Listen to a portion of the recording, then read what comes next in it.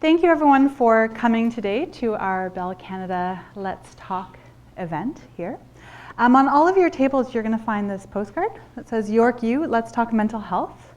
On the back it asks a question: what does mental health and wellness at York U look like to you? If you could take a moment at the end of this presentation and fill out this card and then drop it in the table or on the table in the back, that would be really helpful to us. We're always hoping to engage with students, staff, and faculty around how they want us to support a mentally healthy campus. As you know, mental health is a really big issue on campuses. York, along with 15 other schools across Ontario, recently took part in something called the National College Health Assessment, which is a really big survey that looks at student health. And we found that a lot of students were dealing with mental health issues, and I'll just share some numbers that sort of illustrate that point. So more than half of the students across Ontario, because again, we were one of 16 schools that did this, so more than half of the students who took part in this survey across Ontario experienced overwhelming anxiety. 40% reported feeling so depressed it was difficult to function, and more than 10% had seriously considered suicide within a 12-month period. So this is Ontario data, but York stats are pretty much in line. Okay, so it's really important that we realize these numbers when we're serving our students here. And given how big of an issue mental health is, it's really important to have services such as Good to Talk available to our students. Good to Talk is the new post-secondary student helpline in Ontario, and we're very pleased that they're here to speak to us today. The person who will be presenting on Good to Talk is Fiona O'Connor. Fiona is the Partnership Coordinator at Good to Talk. She holds a BA in Religion and a Graduate Diploma in Journalism from Concordia University in Montreal. Based at Kids Help Phone, Fiona leads campus outreach on behalf of Good to Talk. Please welcome Fiona. Thanks. Thanks, Leah. Hi, everyone. Thanks for coming to the info session today. I'm Fiona, and I work as the Partnership Coordinator for the new post-secondary student helpline. As you heard, my background is not clinical in nature, so today's presentation focuses on providing you with an overview of the service, just kind of introducing you to Good to Talk, what students and staff can expect from the service and how it works. So I'll take about 20 minutes to go through that, and then we'll open it up for questions and discussion. And because I don't have a counseling background, if anyone has questions that are more specifically of a clinical nature and I'm not able to answer them today, I'm more than happy to take that to my colleagues at Counseling Services at Good to Talk. So without further ado, I'll get us started. And yeah, before I do so, though, I just want to get a sense of where everyone is coming from in the university. I can see that there's some security staff here. How many people are from Counseling Disability Services? Okay. Academic advisors in the room? Student union representatives or health promotion staff? Leah? What am I missing? Feel free to shout it out. Faculty, that's a good one. That's a rather important one. Staff. Great. Okay, that gives me a bit of a sense of where we're all coming from. So just to get started, Good to Talk is a new free, confidential, and anonymous helpline for post-secondary students. And what we provide is professional counseling and information and referral services for mental health, addictions, and general well-being for post-secondary students in Ontario. We were created as part of the Ministry of Training Colleges and Universities Mental Health Innovation Fund, which some of you might be familiar with, that led to the creation of a wide range of mental health initiatives for post-secondary students and practitioners in the post-secondary mental health sector in Ontario. So that has really ramped up over the last year or so, and so we're a product of that initiative by the ministry. Our service is bilingual in English and French, and here you have kind of our logos, Good to Talk and Allo j'écoute, with our phone number. And we're a service that's available to students 24 hours a day, 7 days a week. We know that the challenges that a lot of students face are not necessarily ones that go away in the wee hours of the morn. So we are always available for students. In terms of who we serve, Good to Talk was created specifically for college and university students in Ontario, and we're a service that's geared toward young people in transition, so from 17 to 25. Having said that, we know that many students in post-secondary are over the age of 25, and so anyone who does call Good to Talk will be able to get service.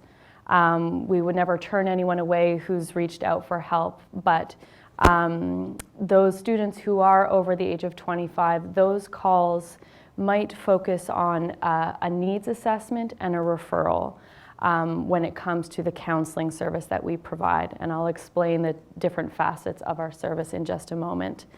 So part of the reason for this is that we know in Ontario, the majority of college and university students do fall within that 17 to 25 age range. And so the training for our counselors and INR staff, information and referral staff, focused on that demographic. However, we are tracking demands and trends. We're a really new service, so demand from older students is something that we're going to be looking at as the line progresses. I'd like to just give you a little bit of background when we're talking about mental health. How exactly is Good to Talk defining mental health? So we know that students transitioning from high school to post-secondary or transitioning into post-secondary in general face a unique set of challenges. This can relate to diagnosed mental illnesses, whether that be eating disorders, substance abuse or addictions, mood disorders such as depression, or suicidal ideation. We know also that there is a huge host of other factors that can impact students' mental health and ultimate success throughout their studies. Obviously, as I'm sure most of you know, anxiety and stress is a huge one. Concerns around employment or finances are also big stressors for people studying. Challenges around relationships or substance use and abuse, or challenges related to disabilities, whether that's mental health or other disabilities.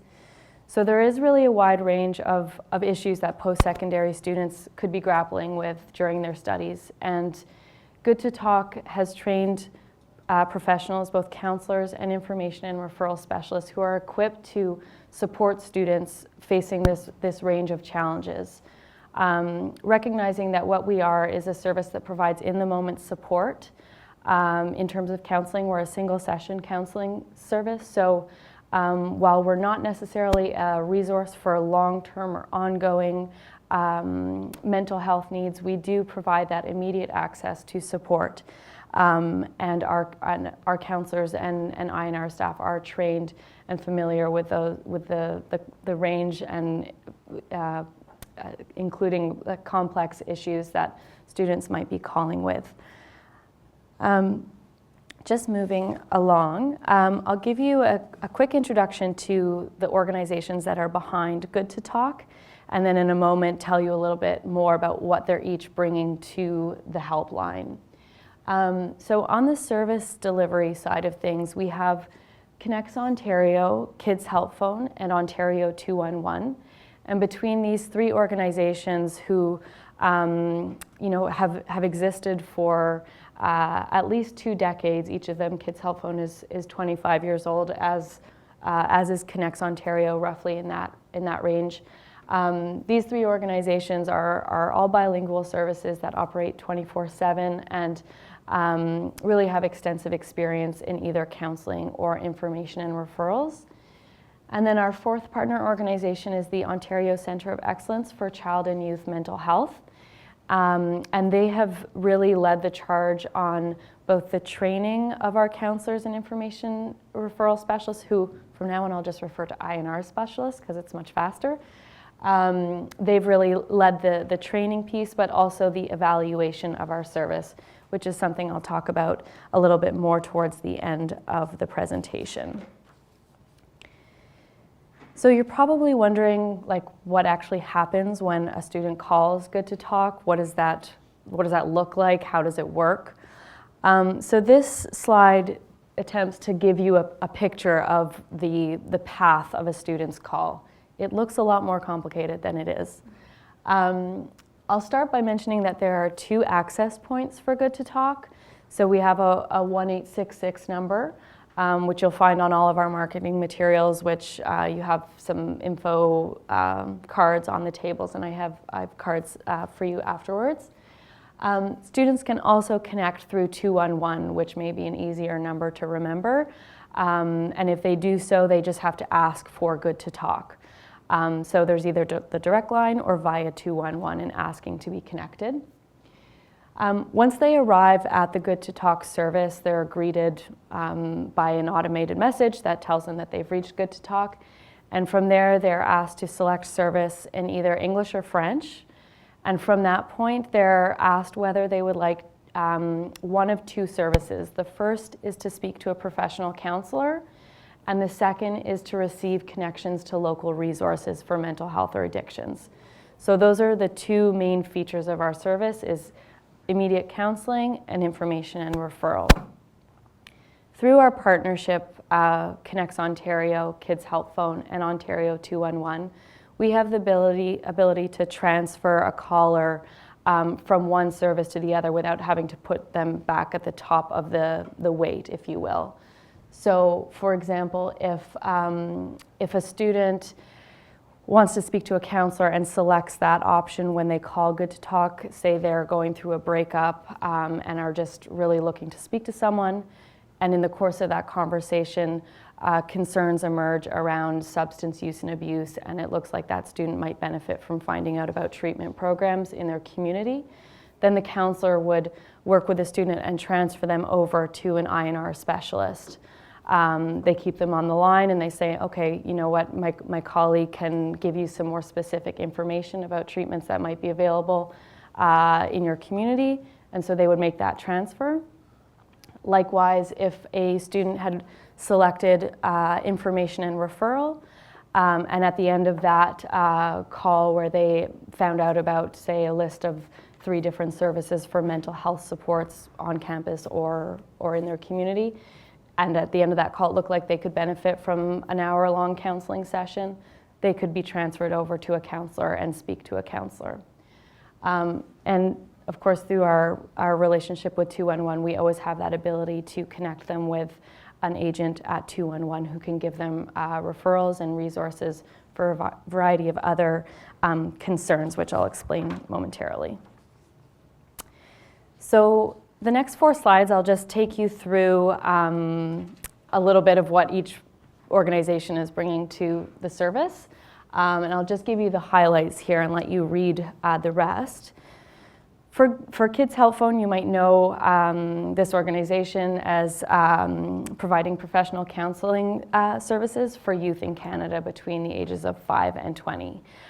Kids Help Phone is a partner with Bell Let's Talk. You might know about that a little bit. We know that in terms of Kids Help Phone's experience with older young people, that about 30% of their contacts are from young people aged 17 to 20.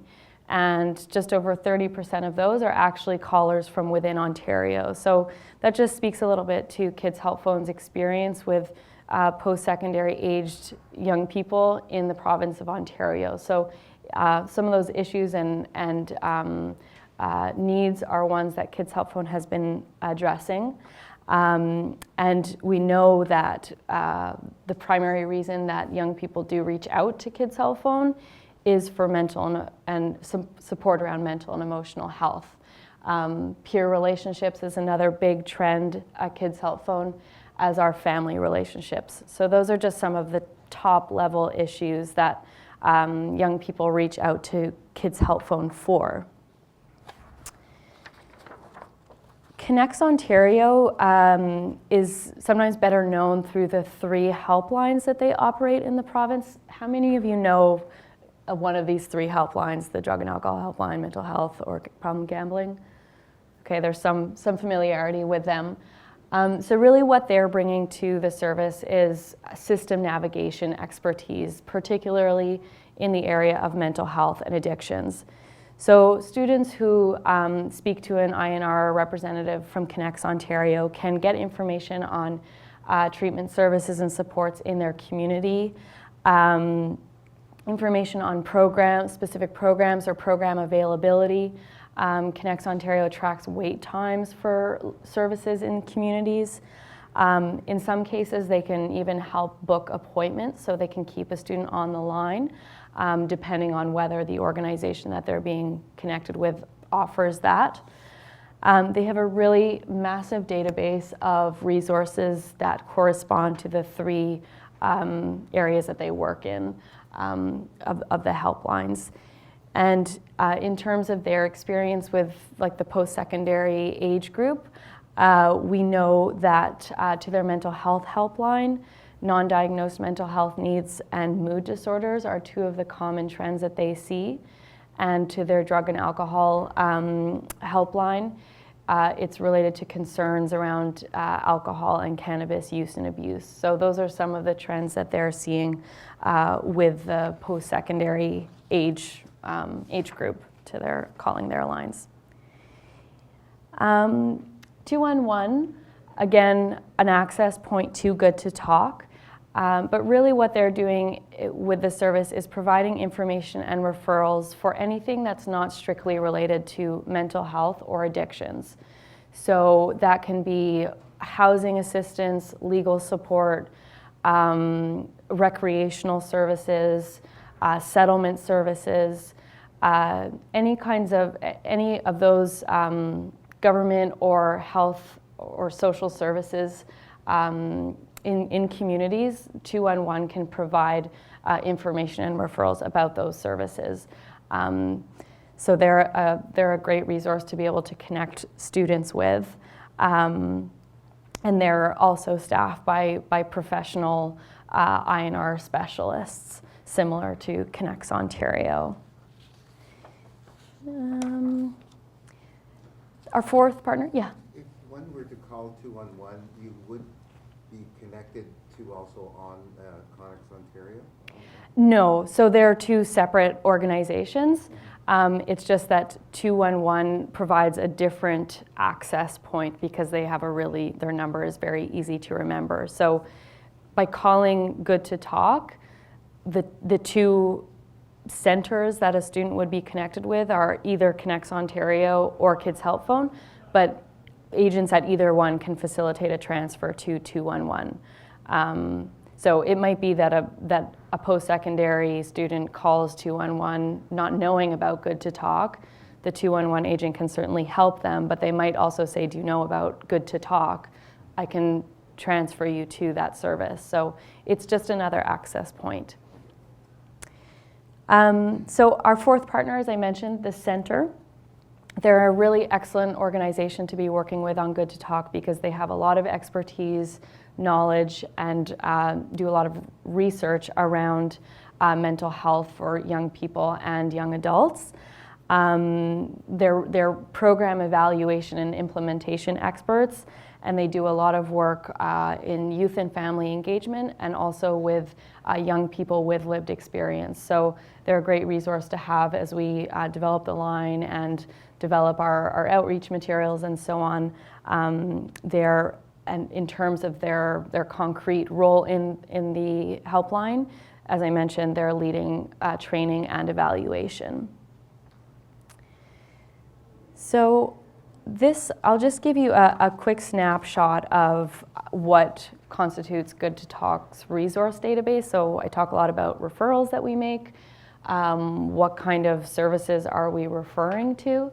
This is far from an exhaustive list, but just to let you know that through Connects Ontario, Kids Help Phone, and Ontario 211's respective databases, we maintain literally tens of thousands of records for on and off campus supports. These can be mental health programs, services for international students on campus, emergency response services, sexual health services, Aboriginal student services, ombuds offices, academic advising, mentorship programs. There's really quite a vast range, and we have 2 full-time data people who collect and track our resources to make sure that we're providing students with up-to-date and current information. So this slide just gives you, again, just a snapshot of what our staff are bringing to their work in terms of their qualifications and expertise. When we did focus groups to develop the line, a lot of students told us that it was extremely important for them to know not only who was answering the phone, but to know that they're professionals answering the phone. So both counselors and INR specialists are required to have degrees in relevant disciplines, plus a minimum of 3 years professional experience in either social services or health services. There's required to have experience in telephone counseling and or information and referral and crisis intervention.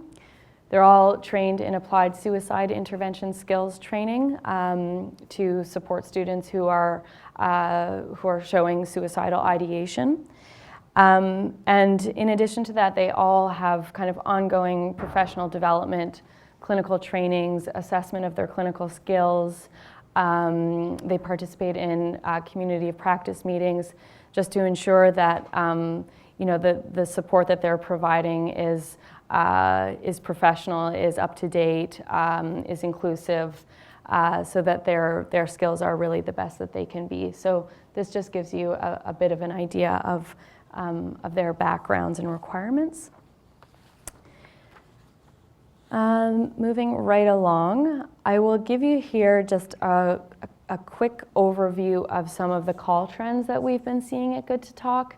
And I preface it by saying that these are still really preliminary.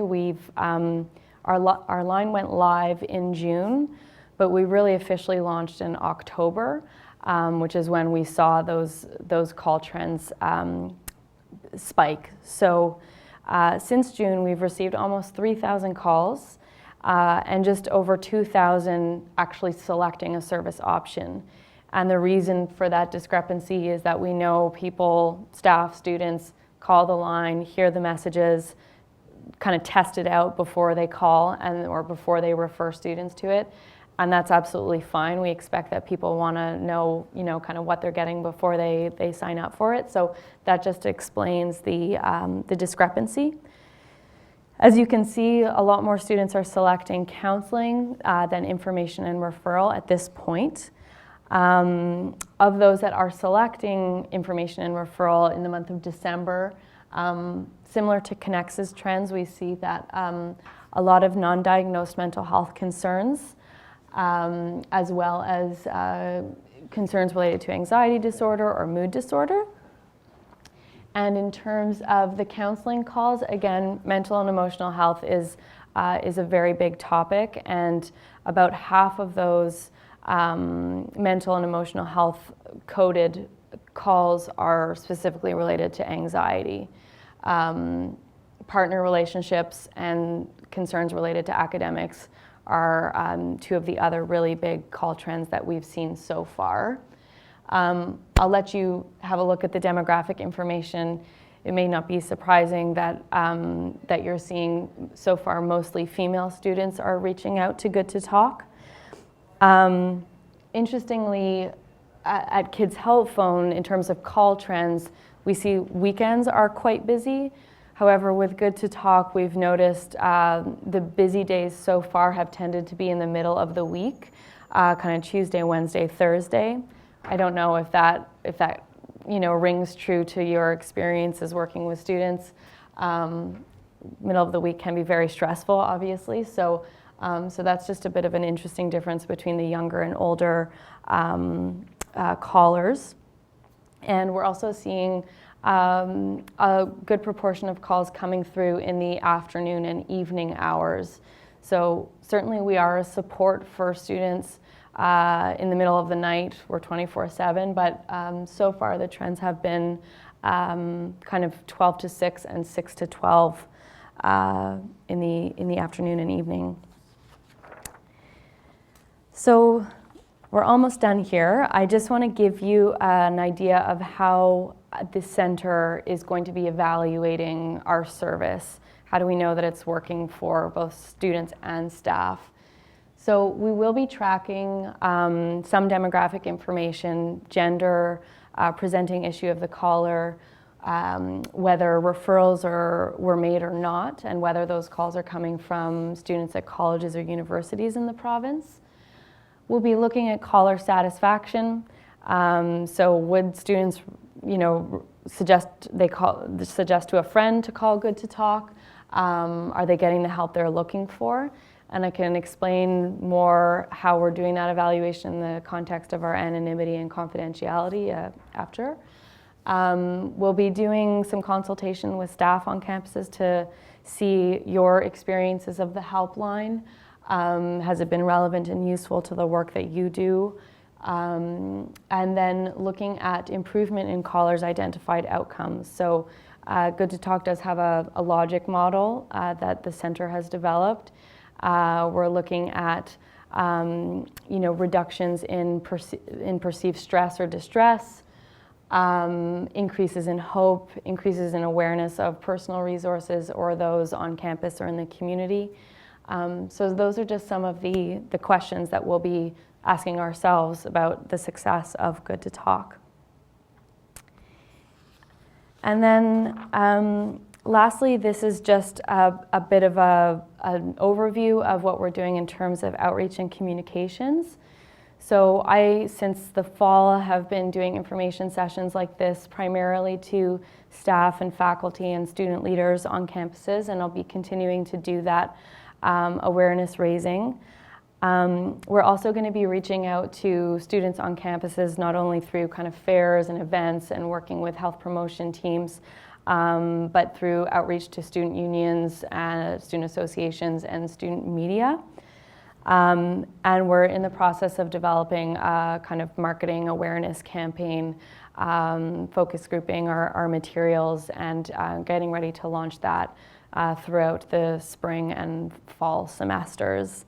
And of course, the trends that we track about the calls that we get, that's information that we'll be sharing with the ministry for public dissemination, as well as to the Center for Innovation in Campus Mental Health, which is kind of an information hub for mental health practitioners in the post-secondary sector in Ontario. So I do have a couple of simulated clips from Good to Talk calls.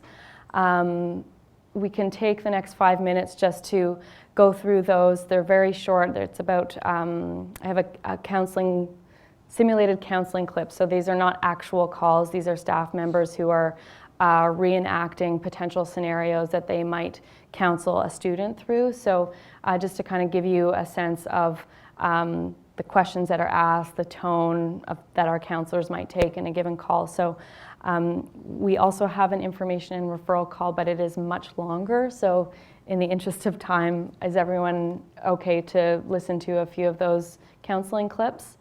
Okay. And just so that you know, that for anyone for whom these clips trigger any emotions or concerns, Polly has availed herself to debrief outside if any way you find these clips triggering.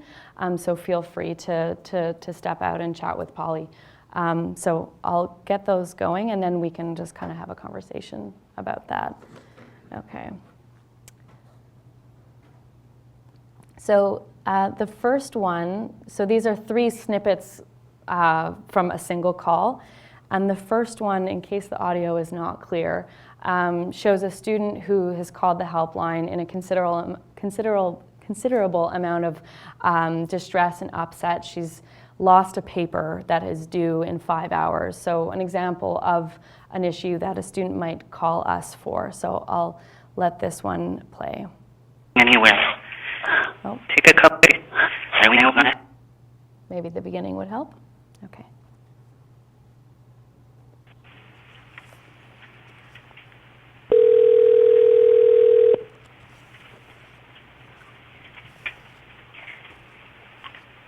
Hi, you've reached a counselor. Please help me. Please. Okay, just take a moment.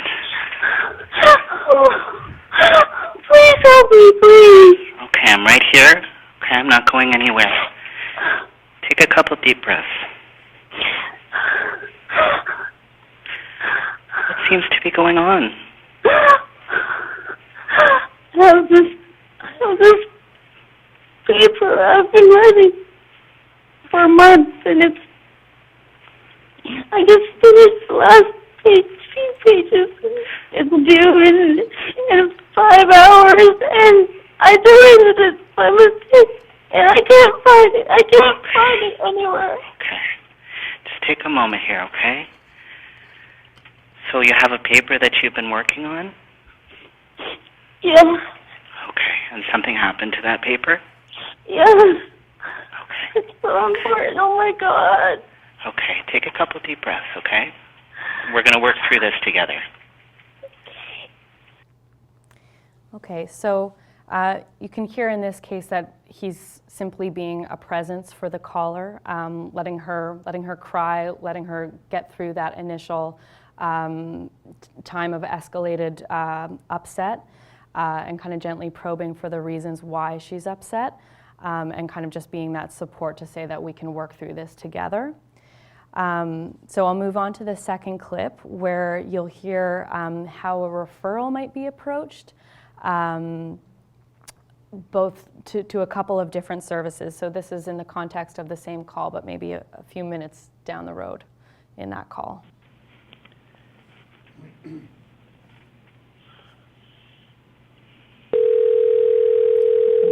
Be starting with a ring, but. Yes, thank you so much for suggesting the counseling center at the university. I definitely know where it is, and I'll check it out tomorrow. Well, no problem. I mean, we're definitely good, to call in between, right? But for more long-term stuff, it would be a good idea to be able to connect with them, right? Because they can really help you unwrap what's been causing you to feel stressed out and anxious and suicidal, right?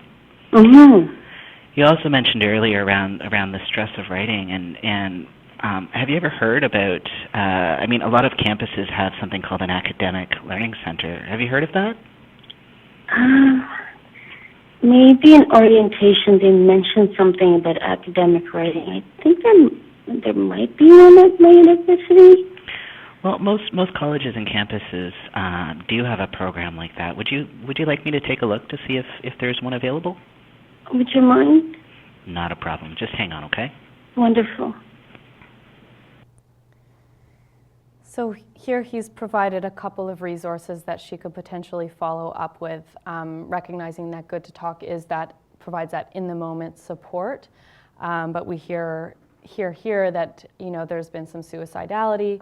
There might be other issues, anxiety that are in need of more ongoing counseling. So he suggests the counseling department on campus, but then offers to look up some information for the the learning center, the academic support center, so she can proceed with some of that academic support. Then the final clip just looks at kind of how we might approach a risk assessment in the context of the same call.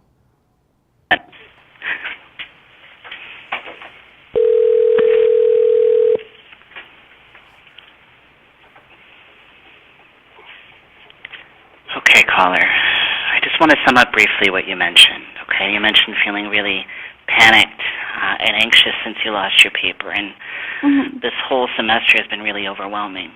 Yes. I'm really worried about the fact that you said that you didn't want to be here anymore. Can I ask, were you asking, or were you mentioning about suicide? Yes. Sometimes I feel like killing myself. Okay. Thank you for telling me that. Is it okay if I ask you a few questions around that? Yes. Okay, okay. So has this happened before, that you've had thoughts of ending your life? Yes, it has. Okay. And when you have thought about it, have you thought of a plan or ways that you would do this? Yes, I've thought of slashing my wrists or taking pills. Okay, okay. Now, in terms of having access to pills or access to something to hurt yourself, is that a reality? Do you have access to those things? Well, I'm a little scared of slashing myself, but I think the pills, my mother takes prescription medicine, and I think I can get those. Okay. And are you at home right now? Yes. Okay. And this is where your mother lives as well? Yes. Okay. Are you alone right now at home? My mother's upstairs. Okay. Okay. And are the pills nearby, or are they in a different room? It's I think they're in her medicine cabinet in her own bathroom. Okay. Okay, so in that clip we hear how the counselors worked with the caller to identify the risk through probing questions, so checking out what's actually going on there. He follows up on the question of, when you say you don't want to be here, what does that mean? Getting her to disclose that there is in fact some suicidal ideation, and then from there kind of assesses the imminence and seriousness of the risk. Does she have the resources to harm herself? Access, what kind of support is immediately around her? So that just kind of gives you an example of some of the issues, approaches that could arise in Good to Talk calls. I have to say that we've received quite minimal crisis calls. I don't have the numbers off the top of my head, but it's certainly not a large trend that we've been seeing with the helpline so far, although we are equipped to support students in those situations. So I'd like to turn it over to you. Happy to follow up on those calls and hear if and how they compare to approaches that might be taken through counseling services here, or just open it up to questions in general. So thank you very much for listening to the presentation, and happy to chat.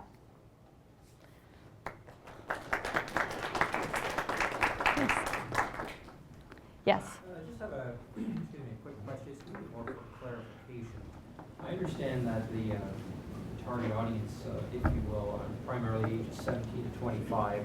But again, just for clarification, did you say that if Good to Talk were to receive calls from individuals who are older than 25, that those calls would be accepted, but they may be referred to services perhaps more appropriate for their age group?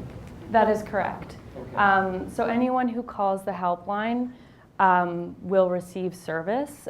We don't ask age as a screening measure. It often comes up and is relevant to how a counselor would approach a counseling session. And I should emphasize that this is primarily an issue related to counseling, information and referral. There's less the age of the caller or the stage of the caller that they're in life is not less relevant, but with counseling it requires a little bit more nuance, I guess you could say. So if older callers do call, the counselor would certainly work with them to identify their needs and make a referral. Of course, if there's any question of risk or crisis, the counselor will support that caller. But we just like staff and faculty on campuses to know that we are geared towards 17 to 25, and that our counselors have been trained in the kind of mental health and developmental issues facing that demographic mostly. So, yeah. Yes. Well, I have several questions Okay. about Connex Ontario. You didn't give a direct phone number for them. I assume, you know, well, you said the talk, good to talk, you get through to them. Yeah. Whereas the people I was listening to, the counselor, would they be the Connex Ontario, or is that a separate group? So, okay, so two things. The Connex Ontario does information and referral, whereas Kids Help Phone provides all of the counseling service. So there isn't, the information and referral call is not, it's not a therapeutic call. I thought it's a helpline. Yeah, so Connex Ontario does, each organization has their own helpline, save for the Centre of Excellence. So Connex Ontario actually has 3 helplines. Kids Help Phone has 1 helpline, and Ontario 211 has 1 helpline. The staff from those 3 organizations are working on the Good to Talk helpline. So the call you heard, that was a counselor providing therapy, providing counseling. That counselor would be housed at Kids Help Phone. The information and referral call that I have that focuses much more on the need and the services that a student might access. That would be a Connex Ontario information and referral specialist. Does that answer your question? Yeah, and then the other questions don't matter. Yeah, and anyone can call Connex Ontario, their 3 helplines, but calling through Good to Talk will indicate that this is a post-secondary student calling. Okay, just one other question. Are all these counselors located in Ontario? For the most part, Kids Help Phone has 2 call centers. Students don't need to know this necessarily, but there's a call center in Toronto and there's a call center in Quebec. All have been have received equal training and are equally familiar with the mental health needs of post-secondary students. Ontario 211 has regional offices throughout the province, and Connex Ontario is located in London, Ontario. Thank you. Yes? Okay, very good question. So we're looking at increasing the accessibility of our helpline.